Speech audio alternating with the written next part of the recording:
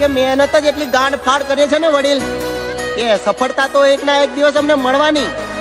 નફરત તો ઘણા બધા લોકો કરે છે અમને, પણ કોઈની ગાંડમાં તાકાત નહીં અમને અડવાની. પણ ચકલા કોઈ દી બાજ ન બને યાર. अरे पण मी खरंच तुझा ओरिजिनल बाप आहे. And I say fuck you and your mom too.